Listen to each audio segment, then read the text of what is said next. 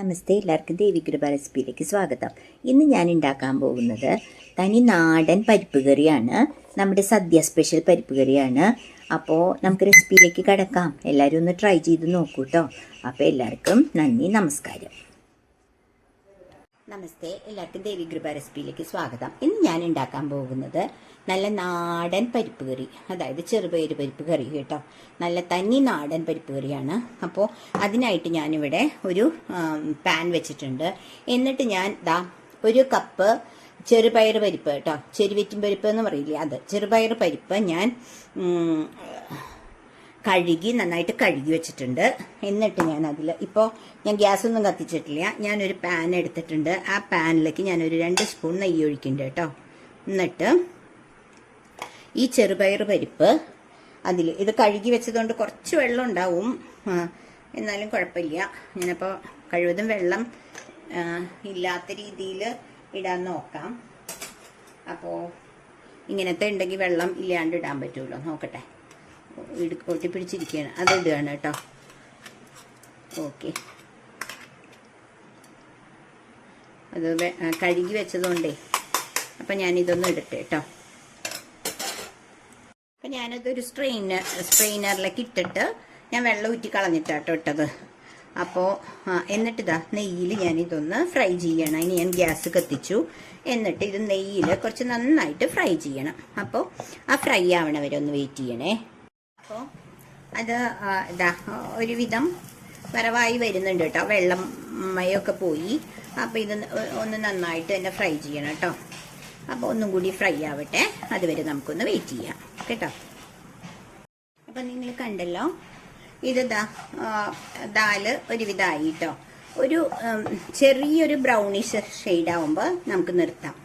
എന്നിട്ട് നമുക്കിത് കുക്കറിൽ കുക്ക് ചെയ്യണം. അപ്പം ഞാൻ നിങ്ങളോട് ഒരു കാര്യം പറയട്ടെ. ഇനി നമുക്ക് ചെയ്യാനുള്ളത്, ഇത് സദ്യക്കുള്ള നമ്മൾ ദാലും നെയ്യും ചോറും നമ്മൾ സദ്യക്ക് ആദ്യം പപ്പടം കൂട്ടി കഴിക്കില്ലേ, ആ ദാൽ കറി തന്നെയാണ്. പക്ഷെ നമ്മളത് വീട്ടിലുണ്ടാക്കുമ്പോൾ നമുക്ക് മെയിൻ കറിയാണെങ്കിൽ നമ്മൾ പച്ചമുളക് ചേർക്കാം. അല്ലെങ്കിൽ നമ്മളിത് സദ്യക്കുള്ളതിലാണെങ്കിൽ അവർ ചിലപ്പോഴേ പച്ചമുളക് ചേർക്കുള്ളൂ. അപ്പം ഞാനിപ്പോൾ ഉണ്ടാക്കണത് എൻ്റെ മെയിൻ കറിയായിട്ടാണ്. മോനൊക്കെ ഭയങ്കര ഇഷ്ടമാണ് ചോറിൻ്റെ കൂടെ പപ്പടവും തോരനൊക്കെ കൂട്ടി കഴിക്കാനേ. അപ്പം ഞാനിത് മെയിൻ കറിയാണ്, അതാണ് ഞാൻ ഇത്ര അധികം എടുത്തത് കേട്ടോ. ഒരു ഗ്ലാസ് എടുത്തതേ ചെറുപയർ പരിപ്പ്. അപ്പം ഞാൻ അതിലേക്കായിട്ട് ഞാൻ ചെയ്തേക്കണതാ, ഒരു കുറേ തേങ്ങ വേണ്ട, ഒരു പിടി തേങ്ങ എടുത്തു. അതിനുശേഷം കാണിച്ചു തരാം. ഒരു 3-4 വെളുത്തുള്ളിയും ഒരു 3-4 ചെറിയ ഉള്ളി എടുത്തിട്ടുണ്ട് അരയ്ക്കാൻ കേട്ടോ. എന്നിട്ട് ജീരകവും പച്ചമുളക് നമുക്ക് എരിവിന് കുറച്ചെടുത്താൽ മതി. പച്ചമുളക് ഇതിൽ നിന്ന് ഒഴിവാക്കാം.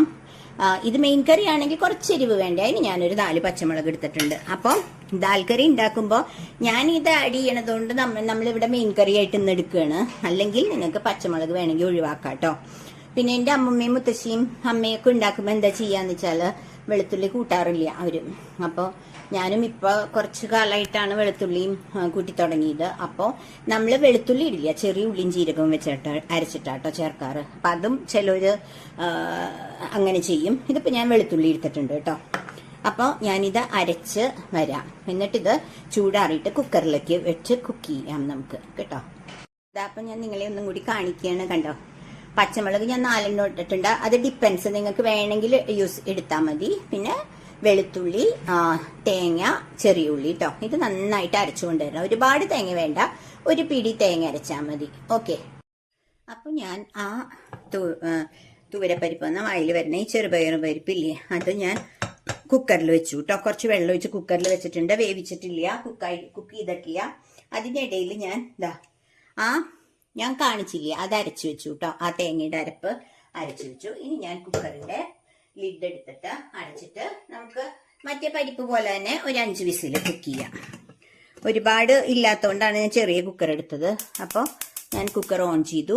എന്നിട്ട് വെയിറ്റ് ഇട്ടു, ഒരു 5 വിസിൽ, അതുവരെ വെയിറ്റ് ചെയ്യാം. ഓക്കെ.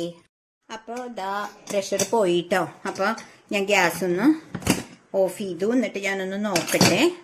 പരിപ്പഞ്ചാറ് അടിപൊളിയായിട്ട് കുക്കായിട്ടുണ്ട് കേട്ടോ. കണ്ടില്ലേ, നല്ല അടിപൊളിയായിട്ട് കുക്കായിട്ടുണ്ട്. വെള്ളം കറക്റ്റായി.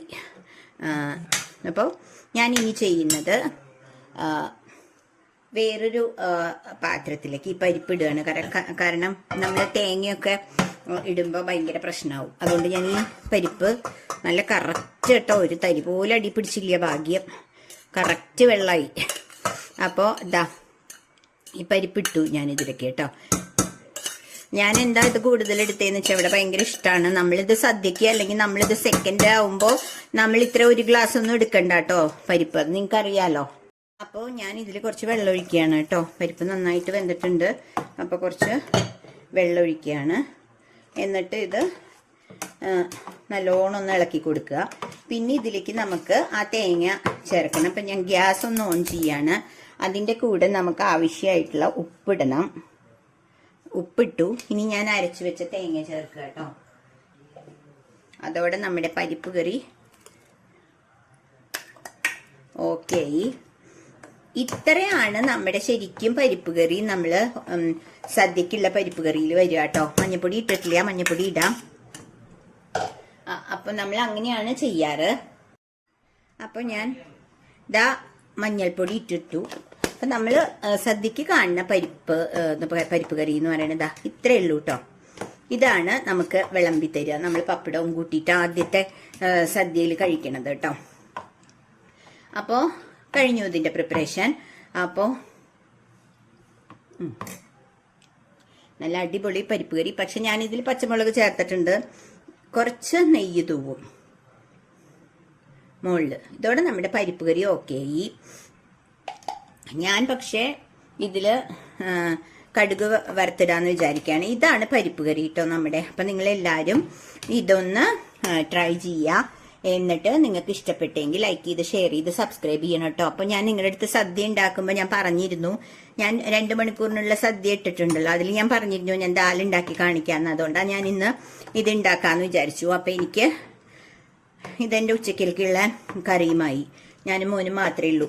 കുറച്ച് കൂടുതലാണ്, പക്ഷെ ഭയങ്കര ടേസ്റ്റി ആയിട്ടുള്ള. ഇത് പപ്പടവും തോരനും, ക്യാബേജ് തോരനോ, തോരൻ വേണം ഇതിന്റെ കൂടെ, പപ്പടവും കൂട്ടി കഴിച്ചാൽ നല്ല ടേസ്റ്റ് ആയിട്ടുള്ള ഒരു കറിയാട്ടോ.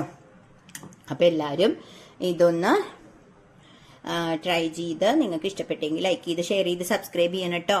അപ്പൊ അടുത്തൊരു റെസിപ്പിയായി വരുന്നവരെ എല്ലാവർക്കും ബൈ ബൈ.